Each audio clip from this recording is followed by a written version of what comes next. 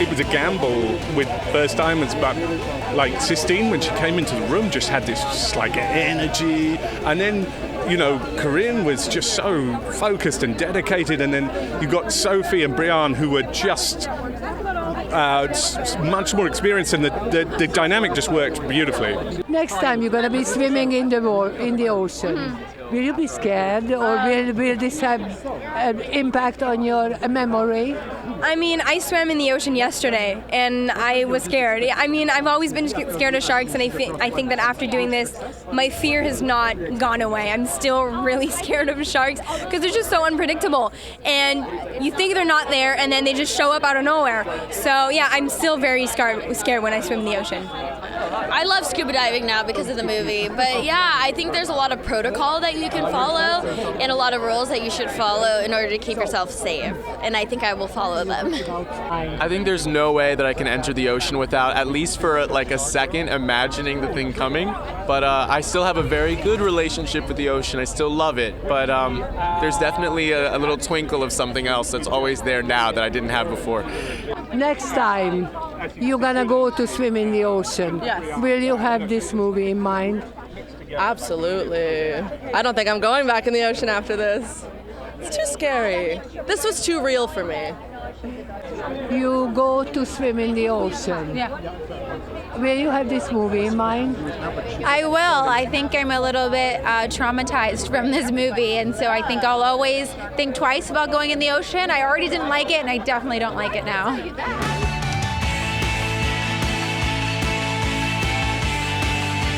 When you have Corinne Foxx and Sistine Stallone, they come with a baggage.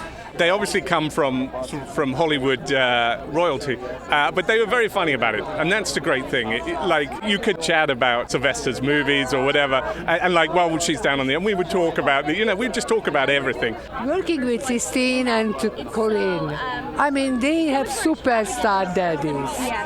Did it have any pressure on the film? I was actually intimidated at first when I saw their Instagram accounts and when I heard their names. I was like, they're so famous. We have such a different background, but they were the sweetest girls. They were so kind and took care of me, and they were kind of like my little mothers. They were so cool. I got on that set and it was so warm, and I think maybe because we were going through so much physical stress together, when we were out of there, we were making plans, grabbing dinner, hanging out. They were so awesome. Everyone was so awesome. It was a great ensemble cast. Corinne Foxx and Sistine Stallone are the sweetest people I know. Amazing human beings, strong women. I couldn't have done it without them. Are you excited to meet Sylvester Stallone and Jamie Foxx tonight? I am. Oh, they are coming. Actually did not think about that. I am. Yeah, I'm kind of looking for them now. But yeah, I'm super excited actually.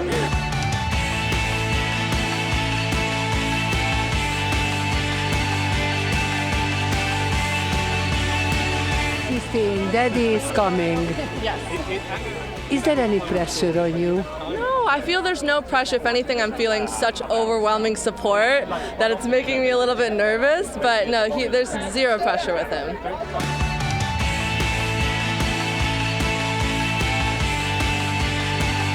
And here is your daddy. Yeah. Is it any pressure? No pressure at all. I'm so happy to have him here. He's so supportive. He's like so happy for me right now. So I don't feel any pressure at all. What did he tell you when you first told him that you were starring in this movie? He was so excited, but I think he tried to play it cool, and he didn't want to be overexcited and make me nervous. So he was very cool about it. He was like, "Oh yeah, like I expected this, and I knew this would happen for you." But I think inside he was like exploding. This is your first premiere. Mm-hmm. What does it look like? How do you feel? I feel very anxious because for the first time I'm not with my family, and so I feel a little bit naked, like they're not with me. But it's really cool because we've always gone for my dad, so it's special for him to see his little girl do the same. Are you coming to the Golden Globes now that you are no longer Miss Golden Globe?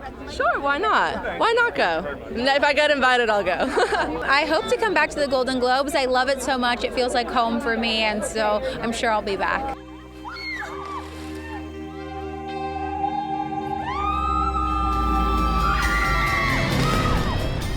Did you have to audition for it? I mean, how do you audition for a movie like that? Yeah, she has a I auditioned for it. I felt pretty silly when I was auditioning for it because, I was with the director and the producers, and Johannes, he was filming it, and he had this handheld, and I was, climbing on the couch and rolling on the ground and screaming, and he's getting down and getting all these angles of me, and I felt ridiculous, but it translated well, I guess. So the audition was quite weird, having to pretend like a shark is chasing you on land, but you gotta do what you gotta do. You got the part? You gotta pretend, you gotta fake it. And you didn't have to audition? No, they had casted the role, and then I guess the girl fell out, and so last minute they scrambled and found me.